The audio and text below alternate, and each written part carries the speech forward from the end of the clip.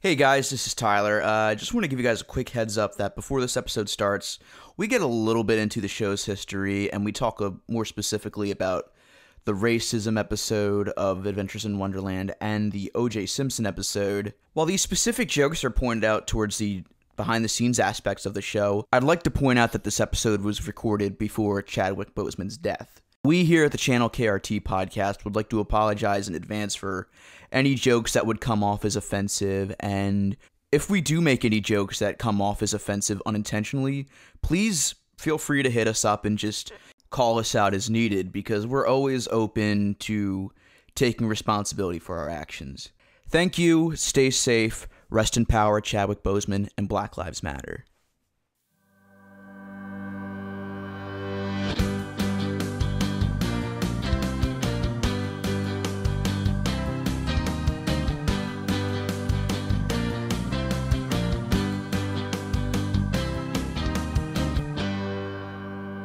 All right, Channel KRT is on the air. Welcome, everyone, to the inaugural episode of the Channel KRT podcast. I'm your host for this week, Tyler Green. With me as well is... Hello, my name is Kitty Quinn. I am over on Twitter at Mission Breakout. My name is Randee Martin. I am at Twitter at Cosmic Rewind, but with a 3 instead of an E, because I'm cool like that. You're like a scene kid. Yeah, I am a scene kid. And you can find me on Twitter at TylerFG, as well as Instagram on TylerFG96. And you can also check me out on the Jebb and Greencast, which is a show I do where I interview musicians with my friend Vinyl Man Jebb. So here we are. We finally have a podcast at last. Yeah, for years we've been doing a bunch of streaming over the years. We've been good friends for almost 5 years now. Wow. Yeah, it'll be 5 next year. Yeah. Holy crap. Right? But anyway, so yeah, for a long time we've been streaming all sorts of TV shows and movies from really, really good ones to really, really crap ones. And we've decided, hey, why not lean into it and get into the podcast game? Yeah, finally. I mean, it's not like I already don't have enough podcasts, you know? I mean, I'm sure people aren't sick of me yet. Outside is scary. What else are we going to do? Exactly.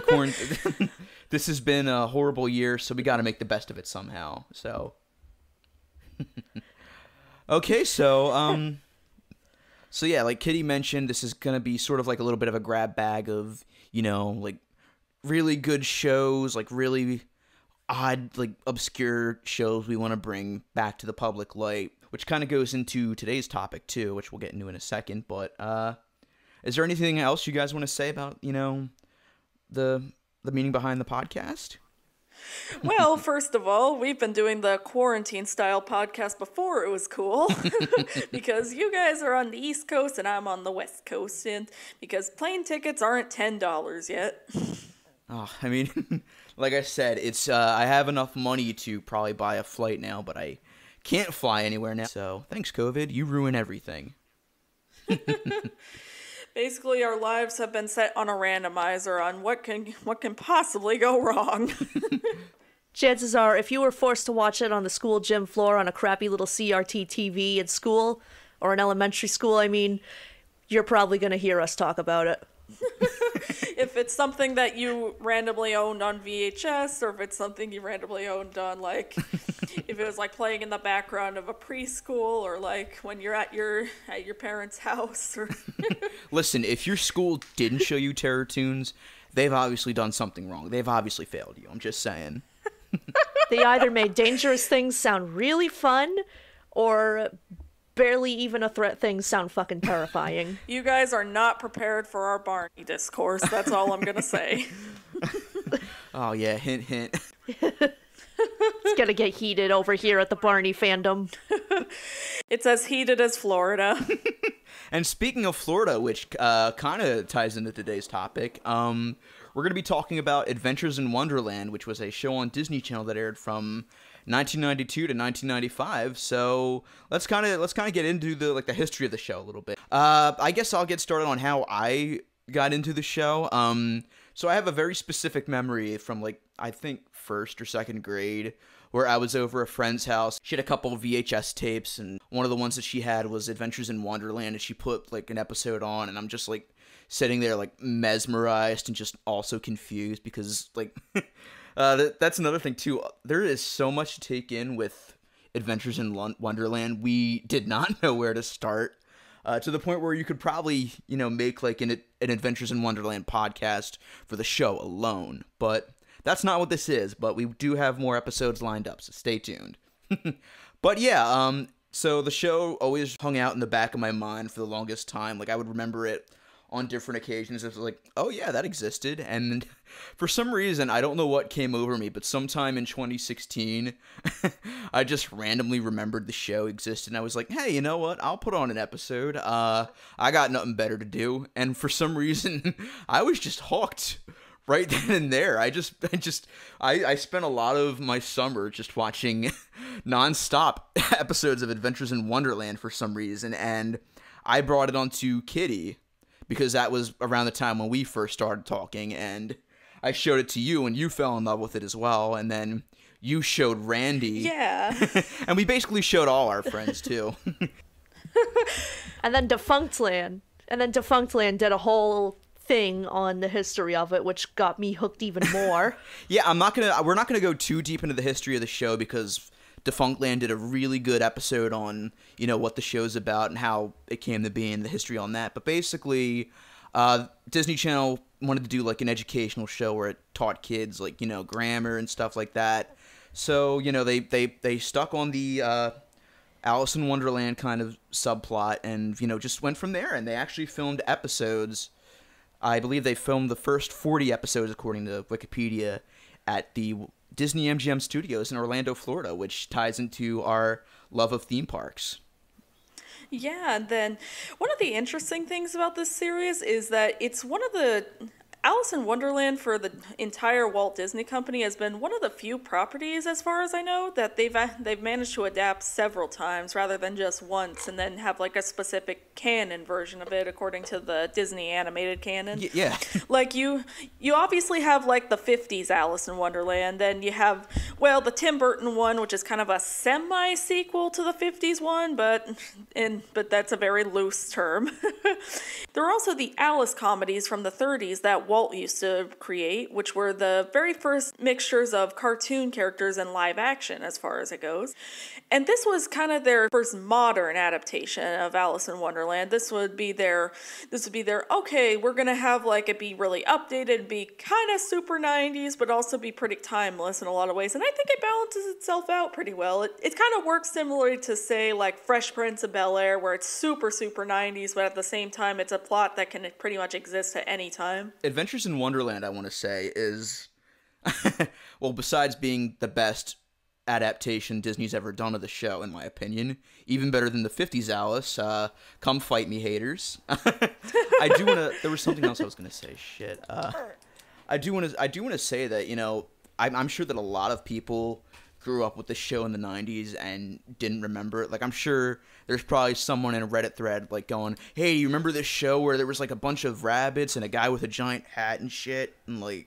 This is one of those, oh my god, that's what that was? Okay, so I didn't dream this. This wasn't a fever dream. This is kind of Disney Channel finally getting its footing and what it wanted to air. Like, throughout the 80s, like, Eisner was approving all these weird-ass shows because Disney was just trying its hardest to find characters that were memorable, so they often had to dig to, like, Winnie the Pooh and make that terrifying live-action 80s series.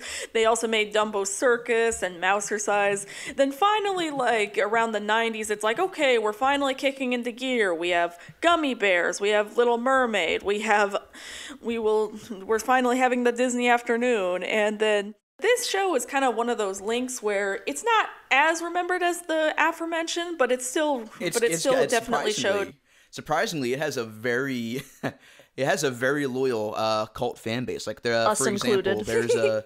there's someone I interviewed for the Jebb and Greencast. Her name's Tammy Tuckey. She does a show called the Tierra Talk Show. She interviewed the entire cast of Adventures in Wonderland. Holy shit! Yeah, if that's not dedication to this show from the 90s that not a lot of people remember. Yeah, if you're not watching Tammy's videos, by the way, please do. They're very insightful. It's kind of funny because 50s Alice also kind of became a hit that way because when it was first released, it bombed pretty badly. It was like one of the biggest bombs at the time, but then college students, aka like stoners, were starting to discover it, be like, hey, this shit's actually pretty cool. And then it began to develop a huge fan base, and it became kind of the definitive adaptation. And then this kind of works similarly, I noticed. The hippies found it, did acid to it, and the rest is history. I just want to mention, I am not a stoner. I am just easily amused. Just saying. I am a stoner. Yeah. Point blank. I'm kind of halfway between you guys, and the moral of the story is drugs are good, actually. And shall we get in today's episode that we'll be talking about? Because there's a lot of great episodes, but today we have a particularly memorable one. Oh, yeah, this is, so this episode was definitely the first that I had in mind when I decided to come up with this podcast, because I knew that I wanted to do Adventures in Wonderland specifically because it pretty much sums up the kind of, like, niche shit that we're into. But this episode is, like, the textbook definition of that. And that episode, of course, is Pie Noon, which aired on February 28th, 1994. When a bully from the March Hare's school days comes to visit, he panics because his friends become too chicken to help, and Hare learns to defend himself. Overwatch fans pause here, get it all out, and we're good. Yeah, this is a very furry-oriented show. I just want to get that out there. I'm not one of them, but I do want to say that the character makeup on this show is surprisingly very well done. Yeah, it's pretty interesting how, like, they worked really hard to make not only the makeup, but the sets as well really stand out. Like, the makeup took almost 4 hours every day for the White Rabbit alone. Yeah, and like, when you think about how the White Rabbit's costume came to be, like, the character is just, like, he's in a white fursuit, he's got, like, a vest on him and shit, and, he's running around in rollerblades, so he's, like, slipping all over the place and everything. And he's doing all of this under heavy makeup, under heavy lights, for 2 episodes a week that he's filming. It's insane. Apparently, it was so insane that at one point they had to add a cooling suit because he was starting to faint from being in that costume. Yeah. And then March Hare. With March Hare, it's like, let's just slap some bunny ears on him and call him a day. We're done. But we won't copy Defunctland here. Yeah, well, we're not. I mean, we're technically ripping off the podcast the ride format, but fair enough. And Escape from Walt Disney. Yeah, and basically a lot of recap shows, but I digress. And then today's episode is especially noteworthy because this show was it had a lot of memorable people, especially a lot of Broadway actors. Yeah, I kind of don't want to spoil who the special guest in this episode is, but I do. Oh, sure. I mean, we will talk about the musical guest because his role in this is very interesting, to say the least. Last thing I'll rip off from Defunctland. Sadly, no, this is not the O.J. Simpson episode.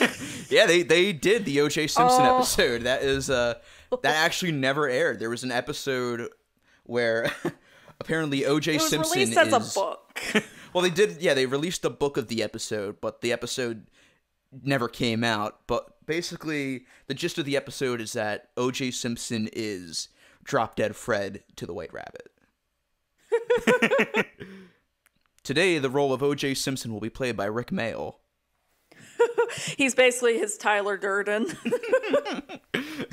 Encouraging him. Remember that episode where the White Rabbit drove the Ford Bronco across the LA freeway? First rule of Adventures in Wonderland, you don't talk about Adventures in Wonderland, so we already broke the rule. We're doomed. All right. Okay, but yeah, this show did have a lot of interesting guest stars. For example, there was an episode where Marlee Matlin was the March Hare's cousin, and there was an episode about sign language. It was, and one thing I want to point out too is that Adventures in Wonderland did a lot, and I mean a whole lot of very special episodes. Like, for example, they did an episode about junk food, and they did an episode about, like, I think they did a drug episode at one point. I'm not too sure. They also did... Ironic. They also did an episode... Yeah, it was the Clinton era. What are we gonna do? But they also did an episode on racism, which about... Oh man, how could I forget that? We're definitely doing that one at some point, too. I do have to say that. Oh, God, yes. Especially since it stars Oogie Boogie himself, Ken Page, as a walrus. And Wonderland is, like, very biased against walruses because reasons. But then they learn, oh, he's actually really chill, so you know what? Everything's fine now. Racism is over. That's totally how institutionalized and systemic racism works in the real world.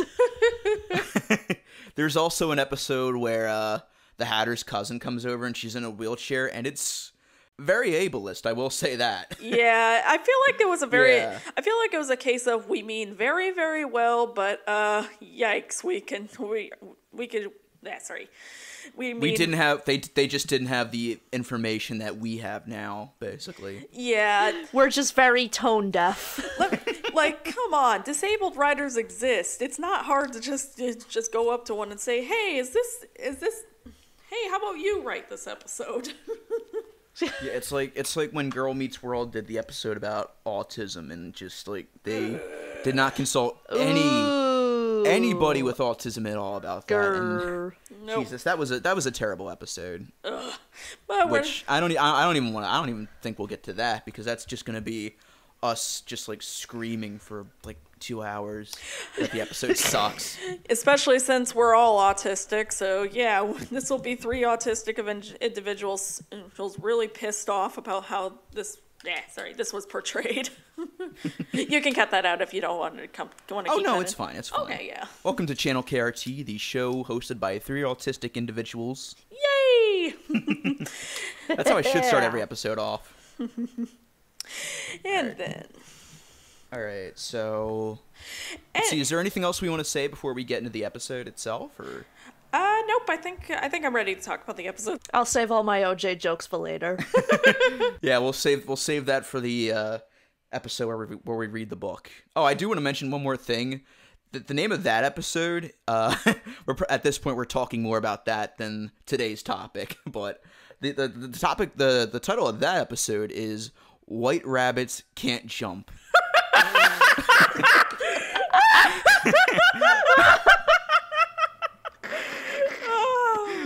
Sure, why not? Enough said, y'all. Enough said. Anyway, so today's episode... Okay. So in today's episode, I guess this episode also counts as a very special episode in a sense, because it's about bullying. It's about standing up to your mean peers. So... What happens is... Oh, sorry. I know are you starting off with the episode, or? Oh yeah, I was just gonna explain. So every episode follows a specific format. So this one opens with Alice entering her room really angry and talking to Dinah, and half expecting... Dinah, of course, being her very adorable cat. We are huge animal lovers in this show, so we're gonna spend at least 30 minutes devoted to Dinah alone. This is a Dinah Stan account. Dinah is a very good kitty. I will hear nothing else. And then, so then Alice comes home really pissed off because this girl has been stealing all her desserts at school, and she's too afraid to stand up to her. And also she's mad, and also she's like, well, of course you can't understand me. And then Dinah's just giving her like, bitch, of course I can't. I'm a cat. She's just giving her the resting bitch faces the whole time. Alice, you need a therapist, not a cat. Yeah, that's something that I've always been like very confused about, is that every single episode of this show starts with Alice just talking to her cat and just venting about her personal problems. And in this one specifically with the bully, she's like, "Oh, well, aren't you going to ask me why I'm upset?" And she does it like 3 times, thinking the cat's going to respond. And like, Alice, we love cats as much as you do probably, but Dinah does not give a shit about your personal problems. Let's be honest here. I wonder if that was... Let alone understand them. I wonder if that was a case of, well, I talked to a fucking rabbit, a hare, a guy in a top hat, a mouse, and a freaking caterpillar. Why can't you talk?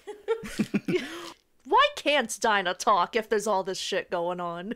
You know, I'm kind of amazed they never did either a movie or an episode, unless I'm thinking of something else where Dinah does go with her, and if she like starts talking, I guess kind of like a Coraline thing with the cat. Oh my god, right? Yeah, that'd be. Although part of me worries that if they did that, they would probably just have like an anthropomorphic version of Dinah, and it's just someone in just really terrifying cat makeup. And shit. The Cheshire Cat is already scary enough. Oh yeah, we're definitely gonna get into that. Don't give Tom Hooper ideas. I mean, either do that or just go the Salem and Sabrina route. That might be better in my opinion. Yeah, you know, I mean, like Salem was always kind of charmingly creepy. Like Cheshire Cat is just kind of basically creepy. Salem was creepy the same way that the Chuck E. Cheese animatronics are creepy. Yeah, at least the Salem animatronic worked half the time, you know. But anyway, sort of. It's funny. Yeah, it's funny that we do mention that the makeup is so good, but the Cheshire Cat is just absolutely terrifying because those eyes just stare deeply into your soul. It's haunting. It will stay with you the rest of your life. It feels like they were still kind of slowly getting out of how terrifying most of their puppets looked in the 80s. So they, like the ones they used for the Winnie the Pooh series and the Dumbo Circus series, how they were pretty, they've seen better days. Okay, we're not going to make the same mistakes we made last time. We're going to get this right. We're going to not scare kids. It's going to be charming. The kids are going to love it. Cut to the puppets done. Why are they all crying? I don't get it. Well, I guess we gotta shove it where the Sesame Street Witch episode is now. But that's another episode. Okay, so yeah, so Alice is talking to her cat, and I do want to mention that every topic that Alice talks about ties into each of what the Wonderland citizens are going through. It's kind of weird because it's kind of like, oh, it's modern and it has all sorts of things. Like, apparently there's even a talk show in the universe, but it's also basically the Alice universe. It's basically, sorry. Yeah, there's an episode where Pat Sajak shows up as a game show host. Oh, God. I think. Add that to the list of many guest stars this show's had. Which, speaking of which, shall we get into We'll get into that later. No spoilers yet. Gotcha, yeah. Don't want to ruin the surprise for the lovely audience.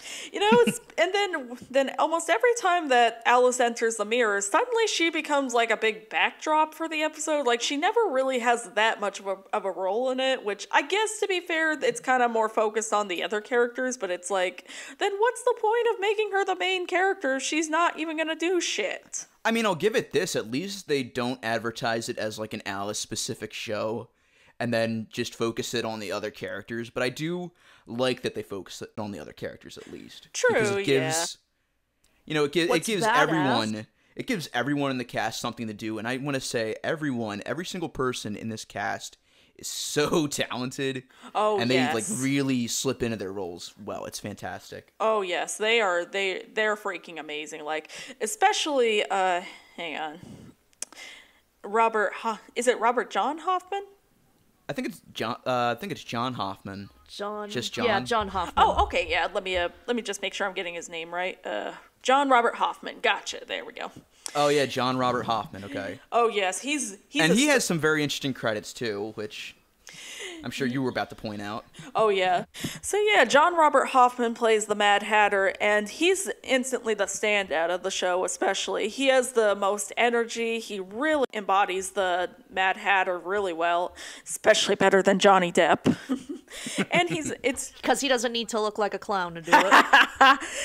And then it's kind of interesting because he has a long, interesting career, including several directing credits from a Disney Channel movie called Northern Lights, and also the movie Good Boy for the Jim Henson Company. That existed. That movie was terrifying. And Please of course, tell me that's about a dog. It is. Yes. It's Thank about God. aliens Okay, masquerading thank as God. dogs. Okay, thank God. Yeah. So it's just as batshit as this show, honestly. So. And we're all dog owners, so maybe we'll tackle it someday. Yeah, we'll definitely introduce the show dogs at some point. And I do want to mention too, his partner in crime in the show, Reese Holland, who plays the March Hare and the main character of this episode. I mean, they both play off of each other really, really well, to the point where they're gay. They're gay. They're gay as fuck. We ship it. And plus, isn't one of them gay IRL? I think so, yeah. Yeah. One of them is. I think it might have been Reese, if I'm not mistaken, but let me see if that's... Yes. Oh, yes, he is. He's married to Gary Howe Scott. So, yeah. Oh, okay.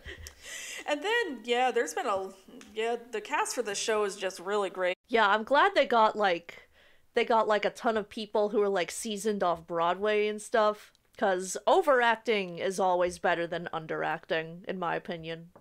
Oh, I was gonna say, especially in like a show centered around Wonderland, where the whole point is that it's a place of madness. I'm glad they got people to just ham it the up. I love it. It just fits perfectly. This show is literally just a live action cartoon in the best way possible.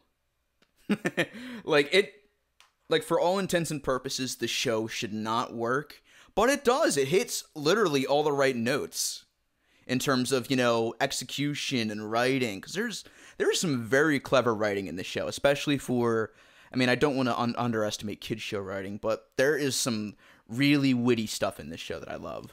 One of the things that it especially makes as a standout for its time is that around the time of kids shows were kind of in an area where it's like, oh, let's just be super basic with our morals. Let's just give the most basic morals possible. Let's just teach the ABCs, and then we won't really go into much detail about it. Adventures in Wonderland. This, of course, being the Barney decade, basically.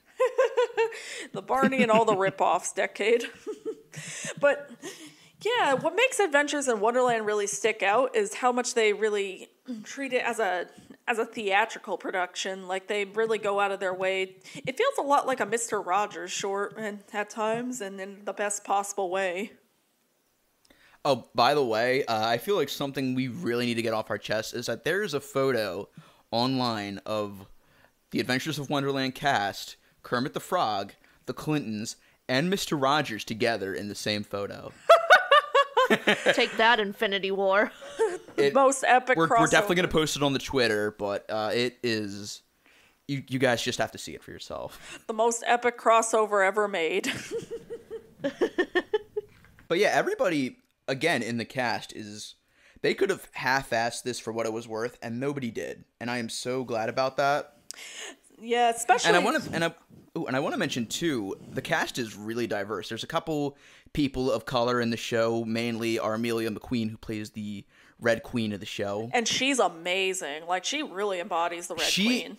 She has a beautiful, astounding voice. Whenever she gets a song in any episode that she's in, it's always a highlight, in my opinion. Plus, she's also a really great comedic actor. Like, she really plays off every single character amazingly, especially the White Rabbit. Yeah, granted, their relationship is kind of iffy at times, but, like, they really do play off each other. And, again, this is just kudos to the cast and everybody, and especially the girl who plays Alice, Elizabeth Harnois. I'm sure I'm getting her name wrong. If I am, sorry, but... yeah, she does not half-ass that role either. Like, going to Barney, again, a future topic. Like, those kids, I don't want to be mean to child actors, but they're not the best. But, like, again, everybody goes all into this role, and I'm just speaking like a broken record at this point. We were supposed to be recapping the episode, so... And plus, what other show can you say has Marvin Berry as one of the Tweedledees? That's right, yeah. I just found that out the other... Marvin goddamn Berry. I literally did not find this out until recently. I think it's Tweedledee, his actor, is Marvin Berry. But yeah, that's a thing. That is insane. Yeah, Harry Waters Jr. and Robert Barry Fleming. They play Tweedledee and Tweedledum. Tweedledum, it's your cousin, Marvin! Your cousin, Marvin Dumb. It's kind of funny because that you mentioned Back to the Future, because a lot of this episode reminded me a little of Back to the Future 3. Oh, God, yeah. Okay, so yeah, going back to the recap. Okay, so Alice is venting about, her bully and whatnot, and then she says some quippy one-liner, and she goes into her portal to Wonderland, which is the Looking Glass, which is a really good callback, I gotta say. I like that. Oh, yeah. And then we get to the all-important theme song, which perfectly sums up exactly what we're getting into.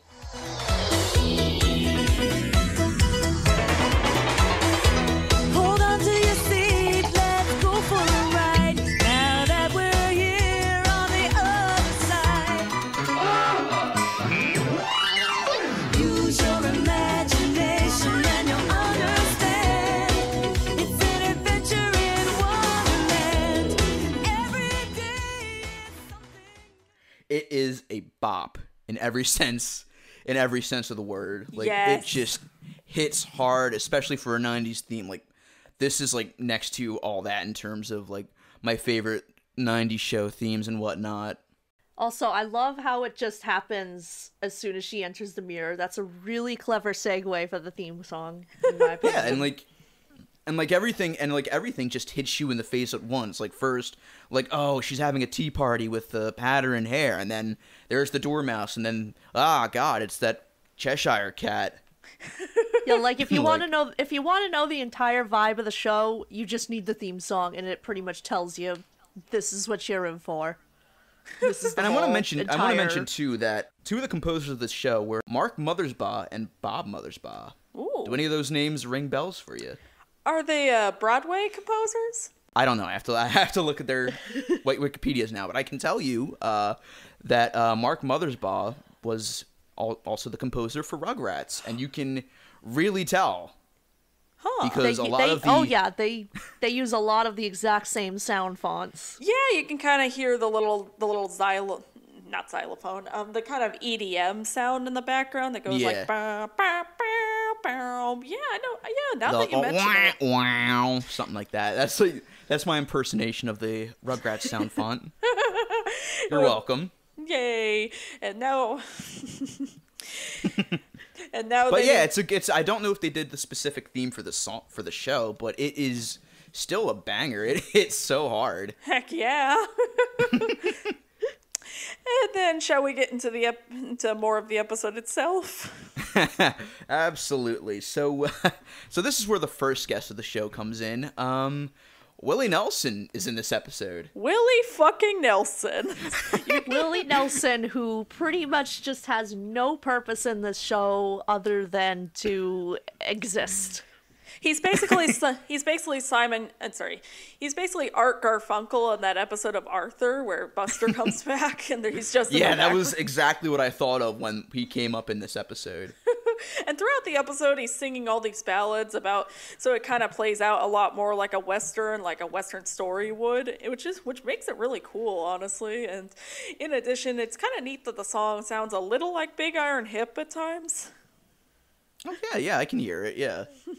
So basically the gist of this episode is that, the hair has a bully and it's sort of cowboy themed in a way that ties into the other special guest, which, be patient, everybody, it's coming.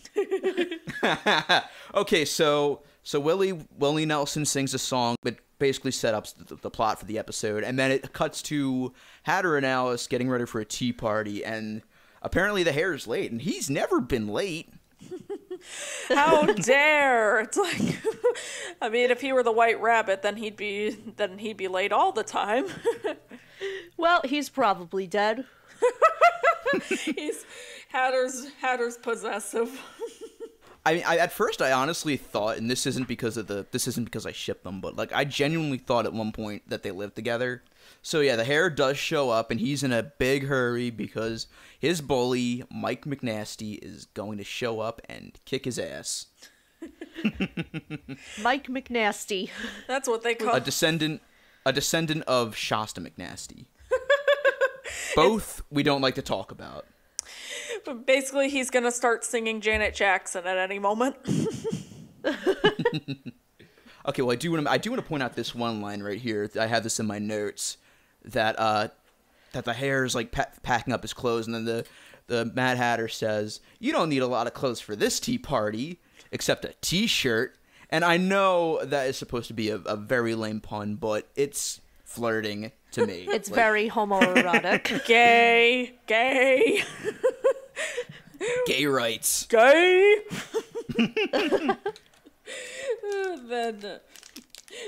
Okay, so the hair is, of course, filling everybody in on who Mike McNasty is, and apparently he was a bully who threw pies in the hair's face, and we get some flashbacks to that. It's the Anita Bryant story. But with less homophobia. Yay! Hair seems to be suffering from a little bit of pie TSD. Boo! So yeah, we do, and the flashbacks are pretty interesting too, because apparently I'm assuming they take place in the 70s or 80s due to the fashion style, because the hair's wearing a lot of campy clothing, and his hair's all slicked back and shit. But he also keeps getting slammed with pies and stuff off screen. Which begs the question, because when you see his yearbook, when it shows him when it shows the photo of him getting pied, you see that all of his classmates. Which is an excellent joke, by the way. Oh yeah, that was great. You notice that all of his peers are all regular humans. So I'm just wondering, was he the only hair at the school? Is that why he was getting bullied, or? That's a very good point, because it doesn't really bring up how the specifics of Wonderland as a city works. I mean, I don't think it's a city as much as it is a setting, but it seems like it only focuses on these specific people. They live there, so it must be outside of a town or something. We know for a fact that Wonderland is already racist against walruses, but we don't know what their attitudes are on bunnies. I guess their stance on rabbits are that they're kind of slowly helping rabbits live in a society, but at the same time, they're also kind of we still got a bunch of blind spots because that's how society works. Rabbits are the Irish of the Wonderland Society. There is an episode where the rabbit does have an Irish cousin, so Yeah, well, that explains a lot, I guess. So then, Alice and the Hatter are trying to give Hare a pep talk, saying, "Dude, you can do this. You got friends. We care about you." And then it goes into the next scene, but not without the transition from Willie Nelson, of course. And then they very briefly notice him, but then which we'll get into. Rabbit just has a stalker. He has. Hare. Hare has a stalker. It's basically if White Rabbit can have OJ, he can have Willie Nelson, I guess. Yeah. It's just everyone has an imaginary friend who's a celebrity somehow. So Then, ironically, the special guest in this episode did play an imaginary friend in another episode, but we'll get into that. Oh yeah, we'll get to that. All right. Okay, so Kitty, you wanted to take the next scene? Sure, yeah. So then they cut to the song that they all sing to him about how we're all your friends, we stand by you. It's kind of weird how the songs are written in the show. They're very well performed, but the songs themselves, besides the theme song, are kind of in and out of your brain. It doesn't work like, say, Crazy Ex-Girlfriend, where you can write a song for every single episode and have it stand out. It's clear that they were kind of writing songs a little bit on the spot at times, so... When I'm feeling bullied and I don't know what to do, you will be my courage, I can count on you. When I'm out on a limb, when I'm really in a stew, you're my number one helpers, I can count on you. I can count on you to lend a helping hand. That's what friends do for friends here in Wonderland. I guess it's to make sure it fits with the episode, and the point overall is still mostly the acting and such, but it's kind of a little distracting. It's you have these amazing theater actors, but the songs themselves are kind of slow. But anyway, so yeah, while they're singing this, it suddenly cuts to this weird single camera. Oh yeah, I was going to point that out. That is a common thing that happens in every episode, is that it just cuts to handheld single cam during some parts where it gets where they want to get all experimental and they're like, oh, different angles. You half expect it to turn into a David Lynch movie. Found footage horror film. I can be mildly annoyed by it, but I can't hate it. Oh yeah, actually I kind of love it. It's just kind of a weird thing to notice because it's like oh god, what's going on? But it's kind of adds a unique flair to it as well. So. And the Tweedles are in this scene too, and I feel like something we need to say about the Tweedles is that they really date this show. Yes. Because they are in just full. Just call them the MC Hammers. Tweedle MC and Tweedle Hammer, because that's what they are. They're dressed up in like MC Hammer garb, and they have the baggy pants and shit. Like it's amazing. Yeah, though on the bright side, they are at least portrayed well. They're not like Oh really... no, yeah, they're good. Oh, yeah. It's not Again, Hammer going back to how diverse the cast is. I'm glad that none of them are like stereotypes that would like really date this show in a problematic way. Oh yeah, like they have a very similar vibe to how Tweedledee and Tweedledum is always portrayed. Is always like this comedic duo, but they also always manage to help solve the problem as well. They're never just comic relief, which is nice. And again, both actors have very good chemistry with each other. They do. Like you can genuinely believe that they're brothers. Yeah. And again, this is a very, very loose adaptation of like the 1950s movie, so not everything's going to be like exactly perfect. Oh yeah, no. And then suddenly they're like, after they receive a description of him, they suddenly fucking bail because Oh yeah, there's some really good bits cuz like so what happened is that so the March Hare is describing him. He says like, oh, he throws pies at people and gets them all messy. And there's like some really good mugging from everybody, and there's like some weird cartoon sound effects. Like there's like an alarm sound going off, and the camera zooms in on their reactions. It's funny. Like it's this. Oh, it's funny. I do love the scene. It's just kind of funny that it's like, I wish my bullies pied me. I imagine if that was all that happened when you got bullied at school. Nobody was saying slurs at you or like physically harming you. They were just throwing pies at you. They're not like the bullies. God, yeah, in depression. It. A lot of Gen Zers would be very less depressed. Yeah. You know? I mean, bullying is bullying, but at the same time, it's like, hey, this is actually pretty good. Okay, I'll tolerate it. It's not like it's a hot pie either. It's like some very whipped cream pie. It's just like whipped cream in a pie tin. Yeah. Anyway. There's also I don't remember like any specific lines, but they talk a lot about pies and creaming. It makes do with me that very, what you will. It makes me very uncomfortable. I was like, okay. And a very specific Always Sunny bit comes to mind. Oh so. God, yeah. Anyway, so then it cuts. And I think. Oh wait, no, I have one more thing I want to mention. Oh, go ahead. So I think the Hatter at one point compares. I think they sort of use pies as an allegory for gun violence during this scene, because like the Hatter's talking about, oh well, who's gonna want to come to Wonderland with a wild hooligan shove it throwing pies at people. And he also calls him a lily-livered lout, but he says it like lily-livered lout. and I love the way he says it. Remember, guys, only a good guy with a pie can stop a bad guy with a pie. Also, I just want a book of all the insults used in this show because they're beautiful. Oh my God, yeah. I gotta keep track of all the insults they use. I especially pies don't pie people. Pies don't pie people. People pie people. They keep in a lot of the limerick from the book, which is really cool. So it kind of, in a way, helps kids understand a lot of how it works without confusing the living hell out of them either. So yeah, the show's educational without shoving it down your throat. Yeah, like it can get in a lesson like very subtly.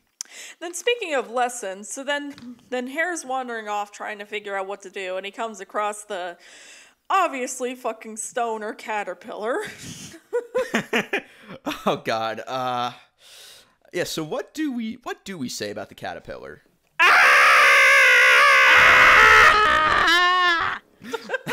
Look, we praise the makeup in this show, but there's some things that you could turn into puppets. I really don't like the disembodied arms. When I see arms, I want to see the face that they're coming from. I don't want to think of a melted T-Rex. Can I mention? I honestly do not think the caterpillar is that bad. Oh no! I mean the actor. I mean, who don't plays get me him- wrong. It's very unsettling, especially when it's outside of the grassy setting that the caterpillar is usually in, because this is usually the part of the show where it's story time, guys. We're gonna tell you a quick story that ties into this episode. Yeah. Plus, the actor who performs him is really good. So. Disembodied arms will never not be scary. Do you guys know who that actor is, by the way? Hang on. Let me pull up IMDb. I can see. I can tell you. It's yes. Wesley Mann. Wesley Mann? Yeah, Wesley Mann. You might a lot of people might recognize him as one of the teachers from That's So Raven. Holy shit! Yeah. You know, the one who would spit on like students and Oh stuff. my god, that guy? Yeah. And That's he was him, yeah. Oh my god! And he was in Back to the Future too. So. Oh yeah, that's right. This whole show I is forgot just a about Back to the that. Future reunion. Why can't we get Christopher Lloyd and Leah Thompson on an episode? Although they did Oh my reunite for another film. Jeez, they really did drop the ball by not having Christopher Lloyd on the show. Right, he was in But like everything. who could he play though? I mean, maybe he could play like a version of of Judge Doom or something. I don't know. Dr. Brown Rabbit. Yes. He's related to hair somehow. Don't ask why. There's actually an episode where Rabbit has to go to the dentist, so that confirms there's a Dr. Rabbit in this show. Oh god. You'll see him at some point on this podcast, I'm sure. I am very disappointed by the lack of Adventure in Wonderland YouTube poops. Oh Somebody my get god, on that. there's so much material. But anyway, It's genuinely one thing I The want to show mention too. itself, Yeah. the show itself is practically a YouTube poop, so It's amazing that this show is not a meme. yes. Like even after Defunctland did the video on it, like nobody has like seen the gold in this show, and it really disappoints me. Right? Okay, so who here paid attention to the story that the caterpillar told? I did. I did because not. I rewatched it today. So basically, what happened was that they cut to a really well animated. A really well stop motion animated segment where Ooh. they. Guess what, Kitty? Before you get into that, do you know who did the claymation for the show? Oh my Will god. Vinton. Will Vinton. Will Vinton. Yes, Will Vinton himself. Nice. That is incredible. That like this again, the people working on this show. It's insane the amount of talent that there is. Right? Oh my god. That. All right, this is the best show ever made, officially. Yeah. But anyway, so they cut to a scene where it talks about a fish who bullied smaller fish in his pond for a while, but because he was growing so big, he decided it was time to move upstream. So then he moves into this place, and then suddenly all these bigger fish, like a shark and like a giant fish, all start bullying him, and so he has to like become a customer service representative for them, basically. Well, a waiter.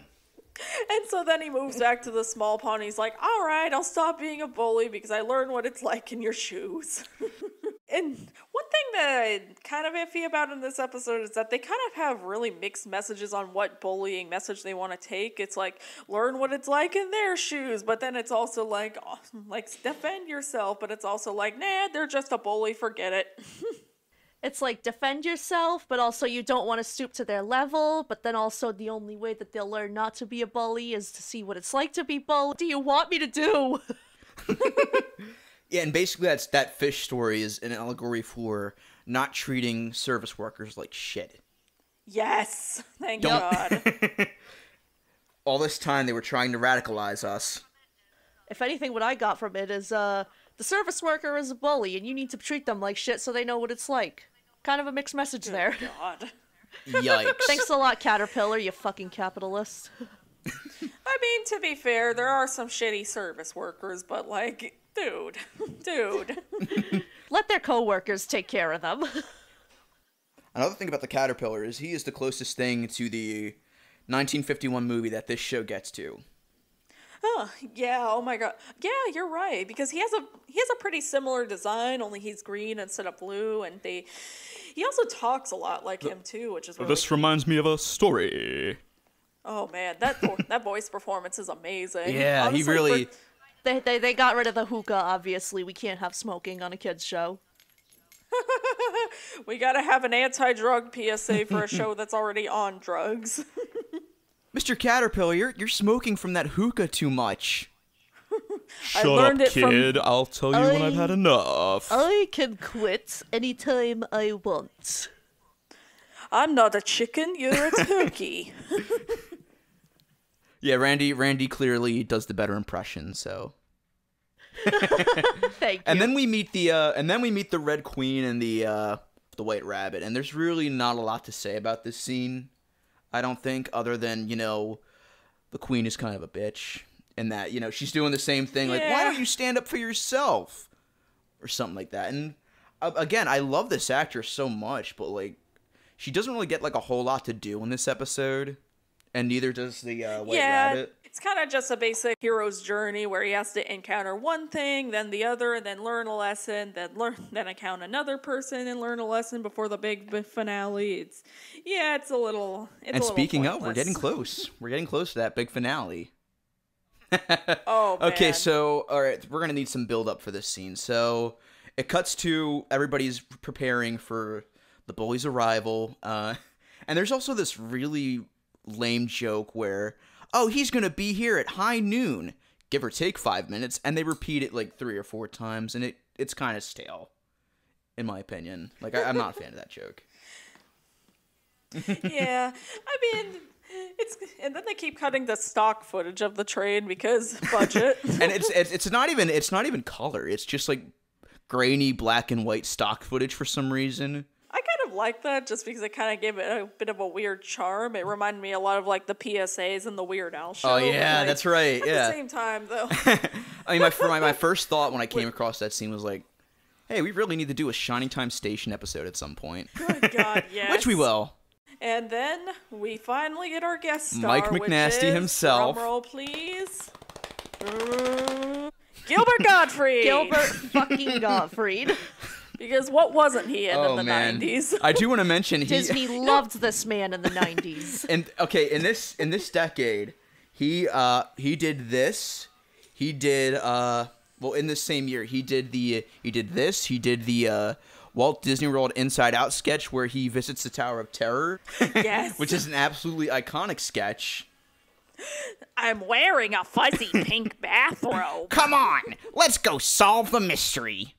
He did Aladdin. He did all the Aladdin sequels. He did the Aladdin TV show.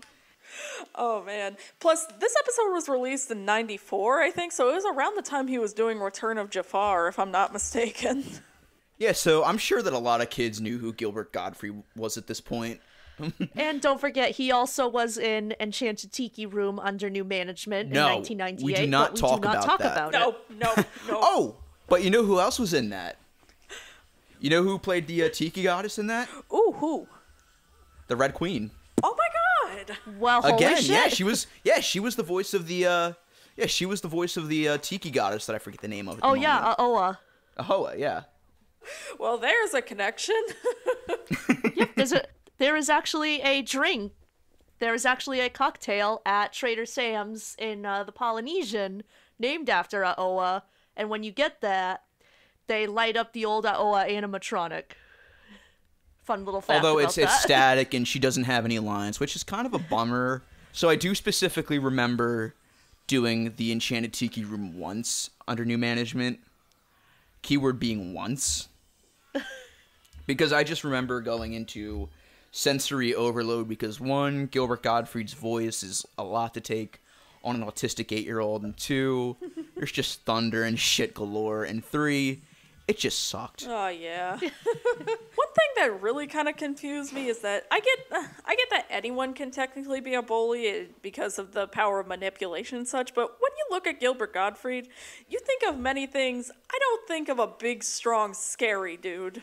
He's so scrawny. He's so I mean, I guess his voice is intimidating, so maybe that would have played a role, but He doesn't come off as the bully so much as that little shit in class. He's basically incel culture in a person. Basically, yeah. I can see Mike McNasty frequently going on 4chan, Oh, you know? God. And it's funny too. I did find an LA Times article from 1994, the day before this aired, and they interviewed Gilbert Gottfried briefly. So he says something along the lines of, For me to play a bully doesn't take too much imagination. I think they wanted to get someone the kid audience would hate, and they instantly thought of me. he says with a smile. It's basically further proof that I am obnoxious in whatever they put me in. And that's why we love him. He's And I want to I mentioned too that this kind of has like a cowboy theme. Gilbert Gottfried shows up in full cowboy garb. It's incredible.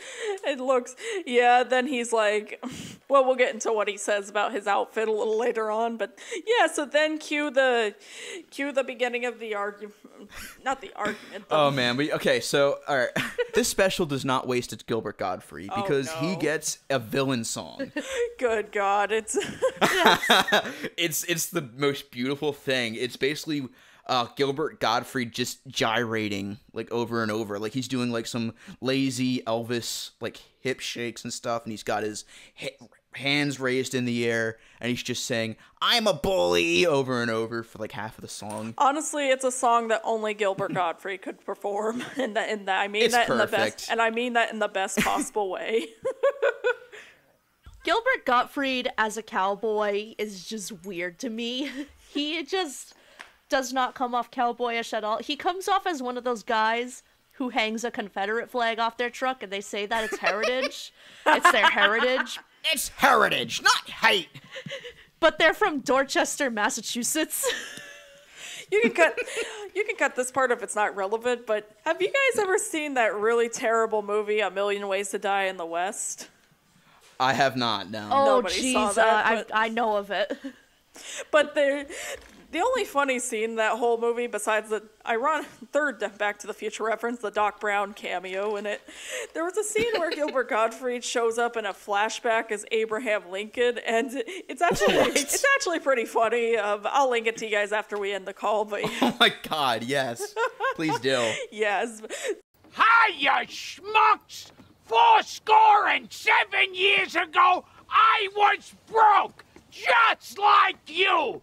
But now I'm the president, and I'm so fucking rich, I can have all the licorice I want. So I guess in a way that kind of came around in a way. So maybe we'll find secretly that Seth MacFarlane has ties to this show. Who knows? Oh my God. Hey kids, remember the time when Gilbert Gottfried was a cowboy? I'm pretty sure Gilbert Gottfried was on Family Guy at some point too. Oh God, he had. Gilbert Gottfried was on Family Guy as a dog whistle. Nice. Because of course he was. Dog whistle! Okay, according to the Family Guy wiki, because of course that exists, he played a horse. Huh. He played Peter Griffin's horse in Boys Do Cry and reveals upcoming stand-up tour stops. And yeah, he also does play the dog whistle, so they're not wasting their Gilbert Gottfried. So then once the battle finally begins, they do a thing where like, okay, we're gonna put the pie in the middle of us, and then we're gonna do we're gonna back up 5 steps, and then we're gonna begin, and then. I'm pretty sure this is how Alexander Hamilton died. Now I just want an edit of Hamilton to this scene, so. Come on, Lynn, get on it. Okay. There's a good line I took another note of. So like at one point Hare's like, "You didn't play by the rules," and then Mike McNasty's like, "Of course not. If I did, I'd get thrown out of the bullies club." I like that joke. It raises questions about the lore and what goes on outside of Wonderland, but Is that like the Losers Club in It, but like the reverse of that? It's probably first rule of Bullies Club. You don't talk about Bullies Club. What if the Losers Club was just edgy as fuck? Gilbert Gottfried fighting a eldritch demonic clown. And then maybe set some. I mean, both franchises involve a giant turtle, so. Okay, so then Hare and McNasty are fighting. They're about to have a showdown. They walk their 5 paces, and then Hare snatches a pie from McNasty, and this leads into the quote unquote moral of the episode. Which is basically the, all right, I won't pie you because then that would make me just as bad. Because that's... Don't fight hate with hate. Ooh. It's a... And then everybody else shows up, and the queen specifically says, You might not want to stoop to his level, but we will. yeah, something like that, which is definitely something the queen would do. So, And then they all just... overthrow the Wonderland government. Yay. And so then they all just... So then I guess they kind of go back on the message of Hare needing to stand up for himself. And so then they're like, okay, we'll do it for you. And so then they just throw pies at him, and then he cries because if he gets pie on his shirt, then his mom will send him to his room. So I guess he's still... So, here's one thing I have a question about. So, the name McNasty implies that all the McNasty family are bullies. So, like, even if you wanted to try to be good, Mike McNasty technically can't. I guess that's how it works. I'm not too sure. I guess it's kind of like being born with the name of... well, actually, maybe it's not appropriate to joke. I don't want to joke about it if it's not appropriate. I guess it's kind of being like born with the name Hitler. It's like, even if you aren't him, yeah.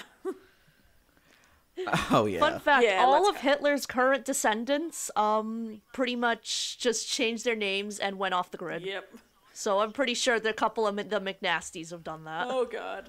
That, or maybe they're like weird Mick... I don't know. I guess they changed their name to like McNasty or Nasal or Nasal. Maybe they're like, we're a giant Or- nose. Or John Goodman.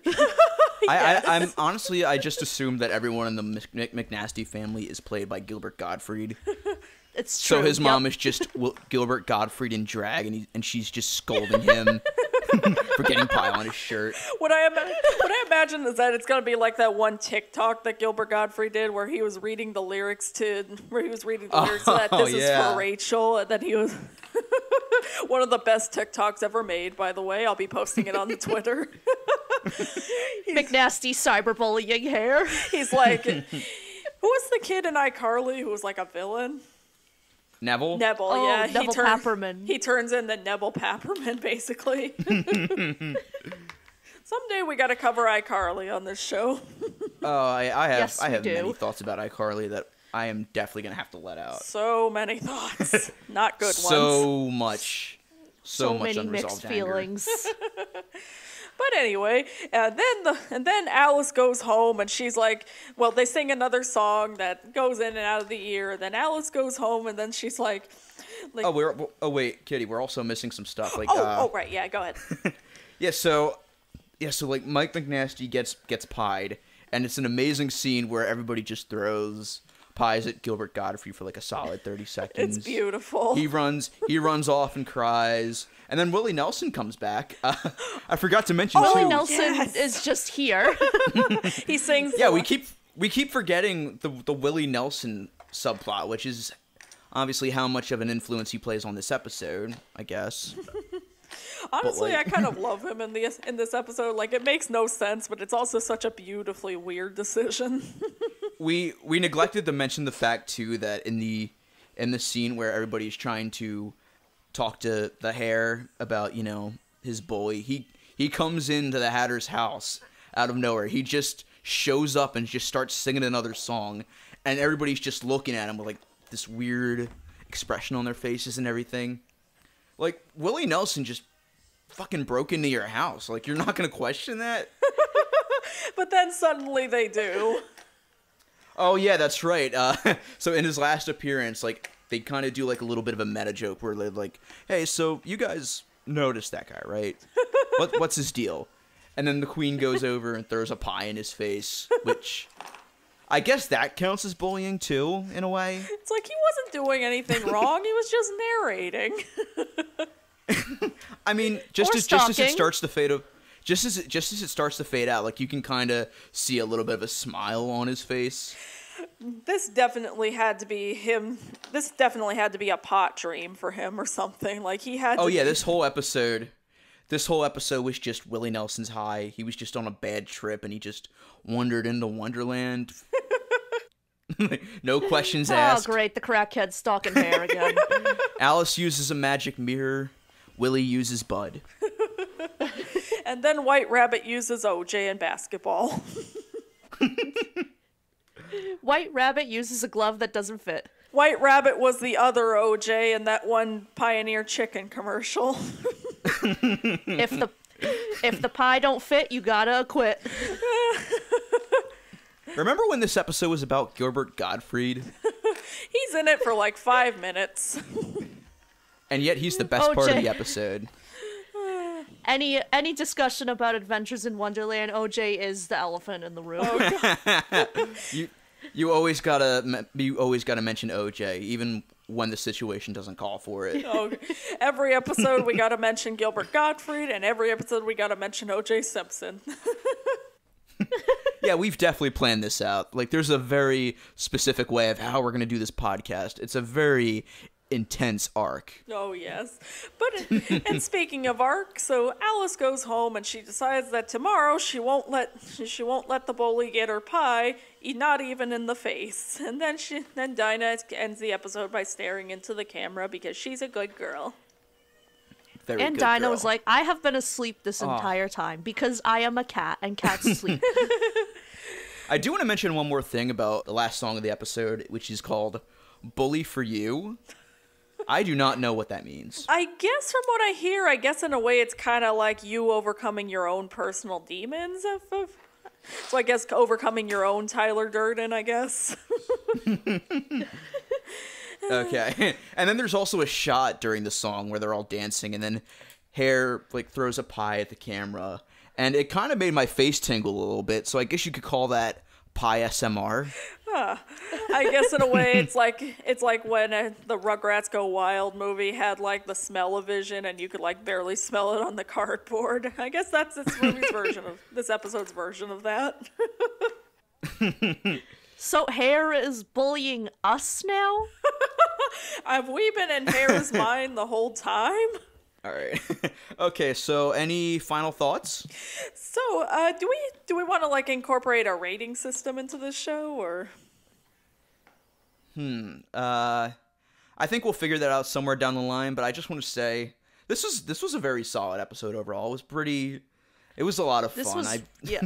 I liked revisiting this one after not watching it for the first time in a while, so it was very nice to watch it again. I feel like it'd be a great episode for people who wanted to start the show because, in a way, you don't have to know any of the other lore of the show. Like, I mean, the show is pretty fluid in general and continuity, but, like, this episode especially would be like, okay, let's see how hooked I'm gonna get. It's like, I do like the show, but I feel like if you kind of started with a really basic episode, like a one that's learning to get along and such, it might come across as a little basic, but starting off with this one... I would say watch this episode for Gilbert Gottfried alone. Because he is... Yeah, just skip to the Gilbert Gottfried parts. Smoke a shitload of weed. This is a very good drug trip. Whatever drug you are doing, this is the show to watch. I promise you. And it's always worth it. One last thing I'll say about this show, I desperately hope there's bloopers for it because the bloopers that do exist for this show are freaking beautiful. Yeah, there's another thing I neglected to mention was that apparently I saw in a comment on YouTube that apparently the rehearsals for the show would get like super raunchy. Oh shit. I want to see those rehearsals. I want to see that. You just know that Gilbert Gottfried was swearing up a storm on set. Honestly, I kind of want to know if Gilbert Gottfried used his real voice on the set when they weren't filming. Like, you guys have seen this video, right? Yeah, Like the video where he like shows his real voice and it's just like A guy. a total 180. Oh yeah, he kind of speaks. It's a little similar to his stage voice, but it's kind of lowered at the same time, and it's a lot Yeah. calmer. So. It's haunting in a way. So. Oh, and one last thing I wanted to mention. Speaking of imaginary friends, you can edit. You can edit out the part about where I mentioned that I would be talking about it if it's not relevant. But yeah, and basically it also connects because there's an episode of the Weird Al show where he plays a imaginary but not imaginary friend of Al's. Oh man, It's like, yeah, I'm that's not right. imaginary. It's. Oh, by the way, apologies for my very, very terrible impressions today. And I feel like if we didn't make terrible impressions of celebrities, it wouldn't be nearly as fun. Thank you very much for validating my impression of the caterpillar from Alice in Wonderland. At least I know I can do that. You're amazing, and plus, I mean, you have one thing in common with him. No, I'm kidding. You're right, though. All right, so the jury's in. We love this episode. We love Adventures in Wonderland, and you just listened to the first episode of Channel KRT. Thanks for joining us. Thank you for joining us.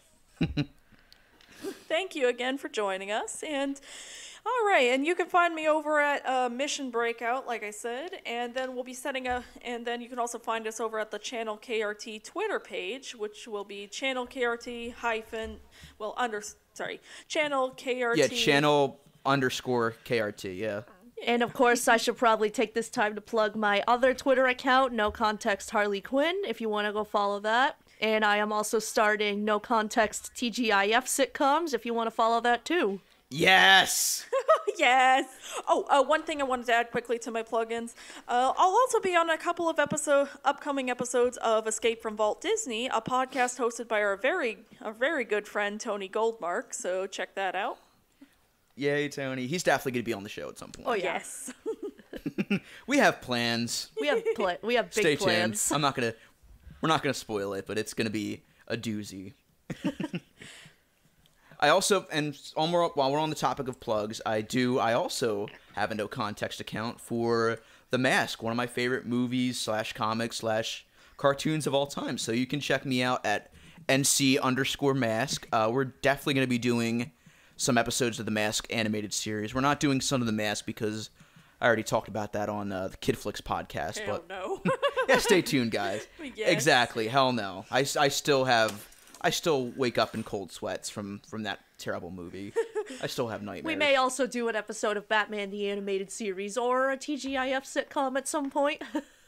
Yes. Basically, this is just going to be a grab bag, but it's also just going to be indulging in our hyperfixations. And then I can't wait for y'all to hear me get passionate about Arthur at some point. Oh, yeah. Yes. Oh my god, I can't wait for the inevitable Arthur episode. That's going to be So good. that's a wrap. Thanks for watching, and we'll see y'all next time. See you next All right. time. Channel KRT, cut to static.